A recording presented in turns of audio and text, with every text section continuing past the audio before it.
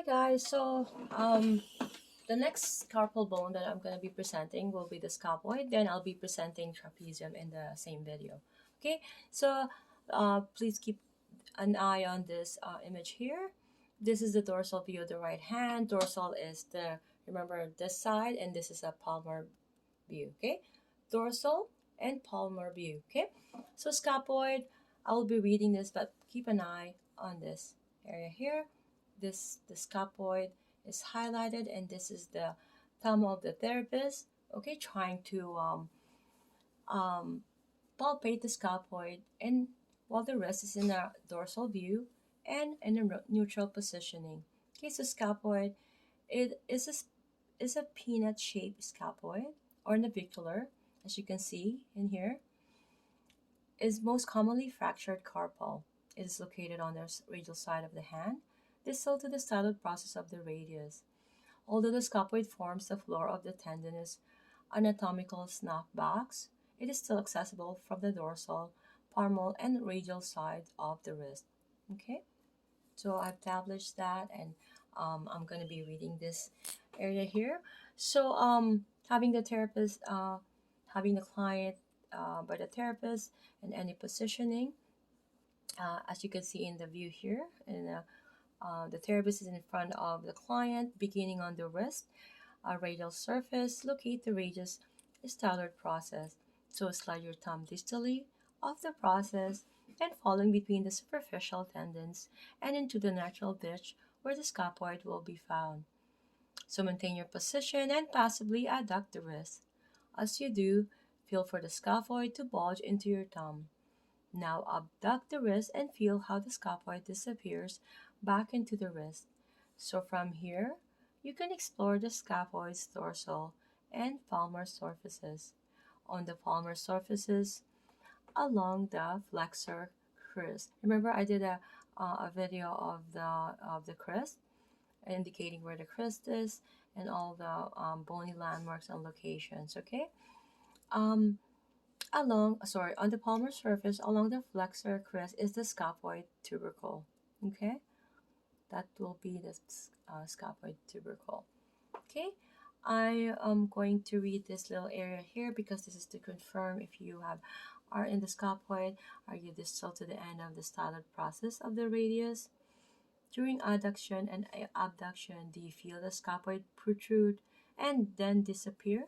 So this is just to confirm. Okay, we're gonna go ahead to the trapezium. Okay, so please look at the image here. Okay, so located distal to the scaphoid, the small trapezium. Okay, so after the scaphoid is the trapezium. You can see there, this is the base of the first metacarpal. Okay, this is the dorsal view of the right hand. So, the small trapezium articulates with the base of the first metacarpal. This articulation, the first carpometacarpal joint, is the source of the thumb's unique movements. So the trapezium is most accessible on its radial or dorsal side and can be isolated either distally from the scaphoid or proximally from the first metacarpal. So the therapist is having the client seated and having being in front of her will palpate along the hand's radial or dorsal side. Locate the scaphoid, then slide distally.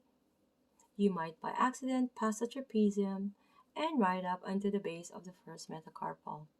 If so, simply slide back proximally, my apologies, to the trapezium. So to check if you are indeed feeling the base of the first metacarpal, instead of the trapezium, ask your partner to slowly flex and extend his thumb. With this action, the base of the first metacarpal should clearly move. To check for the trapezium, are you distal to the scaphoid and proximal to the base of the first metacarpal?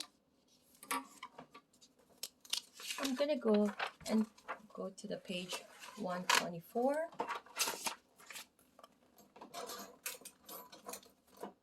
Okay, so the scaphoid can be seen here. You can see a pisiform, the hook of Hammett, and this is the trapezium tubercle. This is the palmar view this time, okay? Right? But it's this way, like this. Okay, showing the 4 attachment sites of the flexor retinaculum. Okay, so keep this in mind because the flexor retinaculum is really important connective tissue landmark. Okay, so scaphoid and trapezium tubercles. So scaphoid and trapezium tubercles serve as a lateral attachment site for the flexor retinaculum. So the connective tissue band that forms the roof of the carpal tunnel. Both tubercles are located on the palmar surface of the wrist, near the flexor crest. So oftentimes the tubercles are situated so closely to each other that they are difficult to distinguish individually. The two, however, are palpable either separately or together. So as you can see, the client in the palmar view trying to access the tubercles.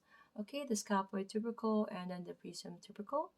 So having the therapist locate the radial surface of the scaphoid along the flexor crease. Then walk your thumb along to the palmar side of the scaphoid. Using your thumb pad, explore just distal to the flexor crease for the prominent bony knob. Now flex the wrist slightly to soften the surrounding tissue. So ask yourself, are you distal to the end of the styloid process of the radius? We have the radial view of the right hand here where the wrist is being flexed, okay? So the scaphoid and the trapezium. See how the bone positioning. So the pisiform is much larger on quadrupeds, such as dogs, on whom it protrudes posteriorly above the heel of the front paw. This arrangement allows the flexor carpi ulnaris muscle that attaches to the pisiform greater leverage and power to flex the wrist leverage, okay, when running on all fours. Okay, as a human pisiform is only a pea-sized knob, it is nevertheless still useful for kneading bread dough. Okay, so I'm gonna see you guys in the next video.